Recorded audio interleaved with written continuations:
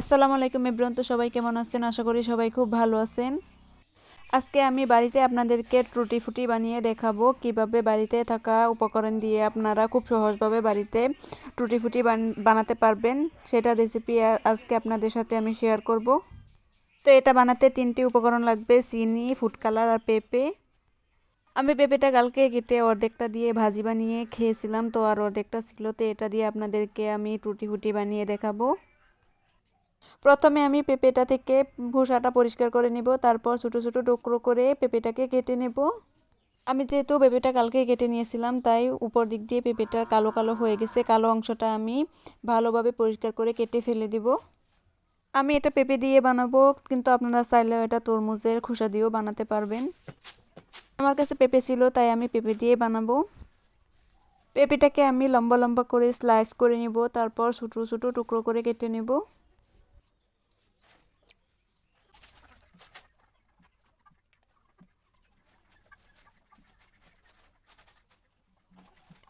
আমি এরকম ছোটো ছোটো করে কেটে নিয়েছি, কিন্তু আপনারা চাইলেও এর থেকে আরও কিছু ছোটো করতে পারেন।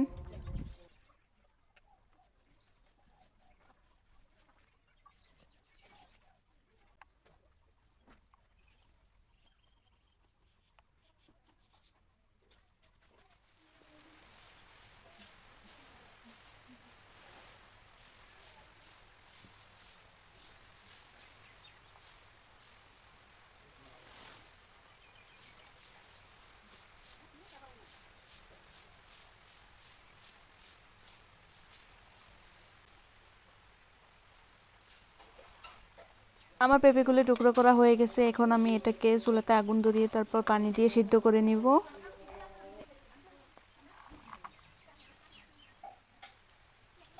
চুলাতে আগুন ধরিয়ে নিয়েছি, এখন আমি কড়াইটা বসিয়ে দিব। বসিয়ে তারপর এখানে কিছুটা পানি দিয়ে দিব।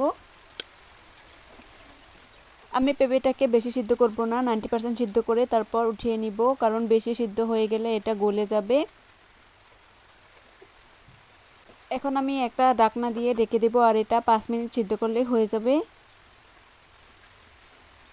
5 মিনিট হয়ে গেছে, এখন আমি এগুলিকে নামিয়ে নিব একটা পাত্রে।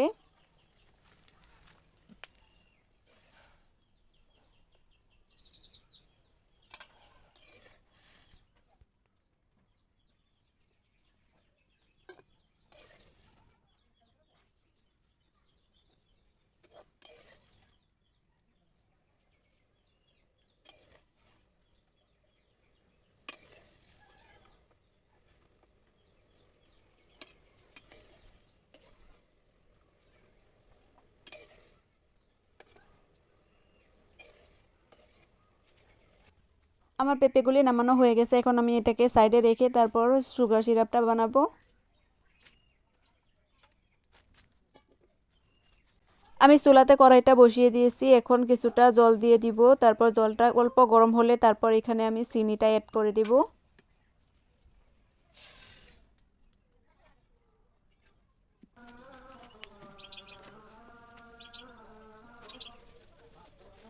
আমি চিনিটা দিয়ে তারপর কিছুক্ষণ নাড়াচাড়া করব যাতে চিনিটা গলে যায়। চিনিটা গলে গেলে তারপর পেঁপের টুকরোগুলি এখানে আমি দিয়ে দিব।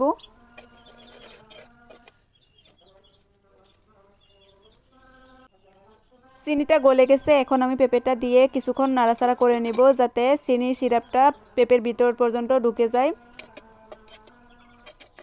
যেহেতু এটা মিষ্টি খাবার, তাই এটা ভালোভাবে মিষ্টি হতে হবে। তাই কিছুক্ষণ অল্প জাল দিয়ে তারপর এটাকে নামিয়ে নিব।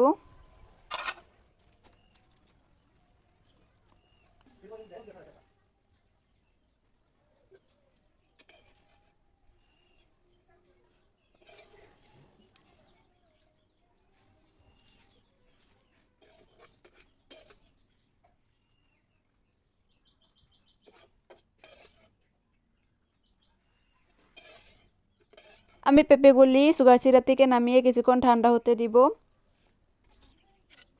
পেঁপেগুলি ঠান্ডা হয়ে গেছে, এখন আমি দুটো প্লেটে আলাদা করে অল্প অল্প নিয়ে নিব। তারপর এখানে আমি ফুড কালার দিয়ে এগুলি মিক্স করে নিব।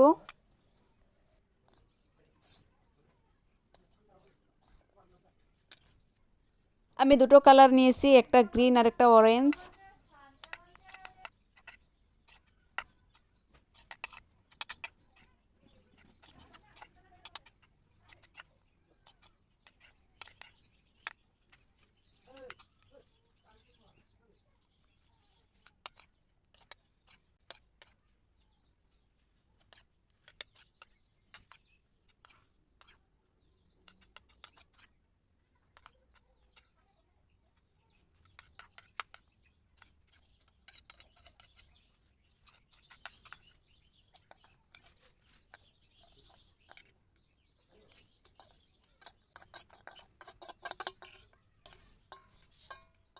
আমি ভেবেছিলাম যে গ্রিন আর অরেঞ্জ মিলিয়ে একটা কালার হবে, তো যেগুলি পেঁপের টুকরো রয়েছে ওইগুলিতে একটা কালার মিক্স করে দিব।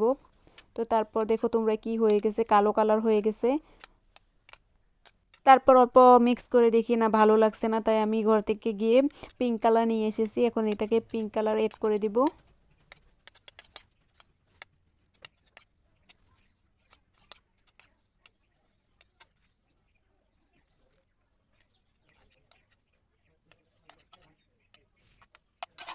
তো এই দেখো কি সুন্দর লাগছে টুটি ফুটিগুলো।